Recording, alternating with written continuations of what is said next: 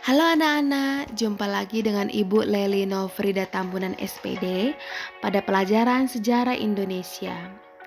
Kita akan membahas mengenai perang melawan hegemoni dan keserakahan kongsi dagang.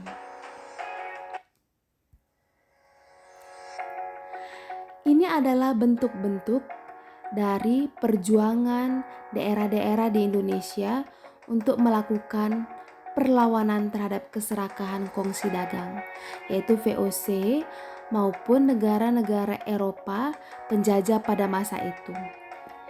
Yang pertama adalah Aceh versus Portugis dan VOC. Kedua, Maluku angkat senjata. Ketiga, Sultan Agung versus JP Queen. Yang keempat, perlawanan Banten. Dan kelima adalah perlawanan Goa. Pertama adalah Aceh versus Portugis dan VOC.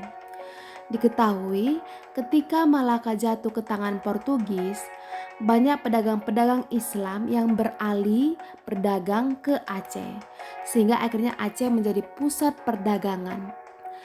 Hal ini menimbulkan rasa takut dan rasa terancam bagi Portugis. Karena itulah Portugis melakukan penyerangan kepada Aceh, yaitu tahun 1523 dan tahun 1524. Diketahui Portugis melakukan penggangguan terhadap pedagang-pedagang yang dilakukan Aceh, kemudian memburu kapal dagang Aceh dan mengganggu kedaulatan Aceh.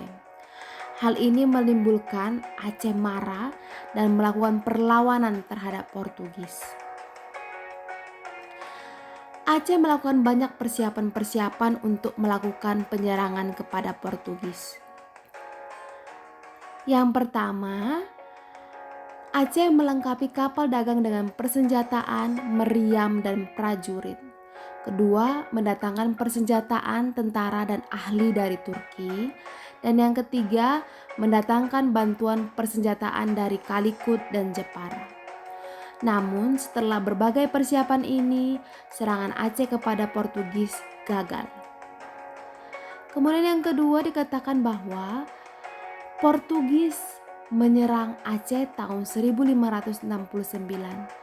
Dan sama seperti Aceh, Portugis juga gagal.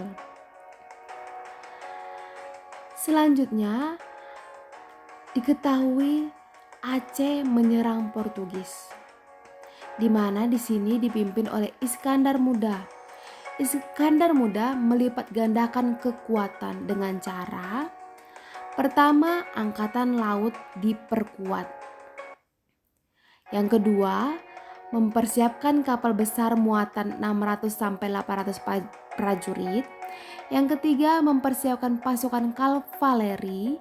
Yang keempat, mempersiapkan pasukan gajah dan milisi infanteri. Dan yang kelima, menempatkan para panglima perang di pelabuhan-pelabuhan penting. Akhirnya tahun 1629 Aceh menyerang Portugis. Namun diketahui bahwa penyerangan ini juga gagal. Yang kedua adalah Maluku angkat senjata. Diketahui bahwa terjadi persekutuan antara Portugis dan Ternate dan juga persekutuan antara Spanyol dan Tidore. Persekutuan ini terjadi karena sudah ada perselisihan di antara Ternate dan Tidore, sehingga Portugis dan Ternate perang melawan Spanyol dan Tidore.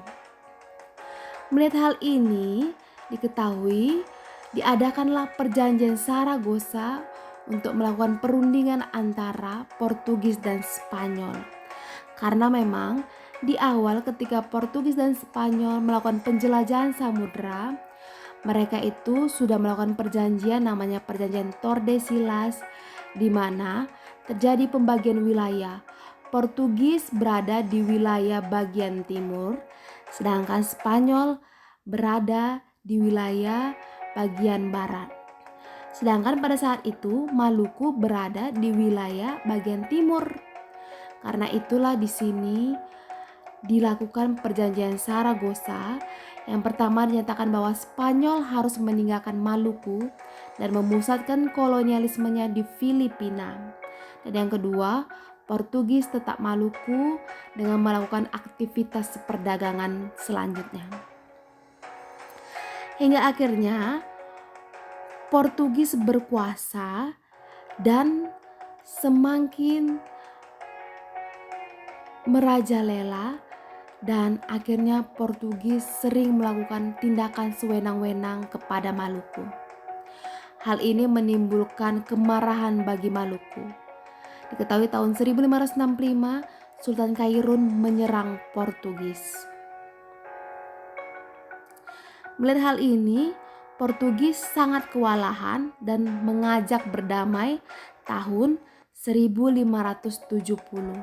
Namun ternyata ajakan berdamai itu hanyalah tipu muslihat.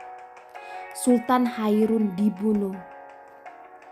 Melihat hal ini, Sultan Babula, anak Sultan Hairun, melanjutkan perjuangan ayahnya. Dan diketahui tahun 1575, Ternate dan Tidore yang telah sadar bahwa Portugis itu adalah negara penjajah, akhirnya mereka bersatu. Karena inilah akhirnya Portugis melarikan diri dari Maluku. Yang ketiga adalah Sultan Agung versus J.P. Queen. Diketahui bahwa Sultan Agung Hanyokrokusumo memiliki cita-cita, yaitu yang pertama mempersatukan seluruh tanah Jawa, yang kedua adalah mengusir kekuasaan asing dari bumi Nusantara. Latar belakang penyerangan Sultan Agung ke Batavia, yaitu yang pertama adalah monopoli VOC. VOC adalah kongsi dagang negara Belanda yang melakukan banyak kebijakan-kebijakan yang sangat merugikan kerajaan-kerajaan di Nusantara. Karena itulah Sultan Agung Hanyokrokusumo melakukan penyerangan sampai ke Batavia untuk menyerang VOC tersebut. Yang kedua adalah VOC menghalangi kapal-kapal dagang Mataram berdagang ke Malaka. Dan yang ketiga adalah VOC tidak mengakui kedaulatan Mataram. Dan yang keempat adalah VOC di Batavia memberikan ancaman bagi masa depan Pulau Jawa. Karena itu di sini dilakukan 2 kali penyerangan, yaitu tahun 1628, di mana serangan pertama yaitu Mataram versus VOC. Namun Tumenggung Baureksa gugur. Dan tahun 1629 serangan kedua yaitu Mataram versus VOC, dan akhirnya J.P. Queen meninggal. Yang keempat adalah perlawanan Banten, di mana di sini dipimpin oleh Sultan Ageng Tirtayasa.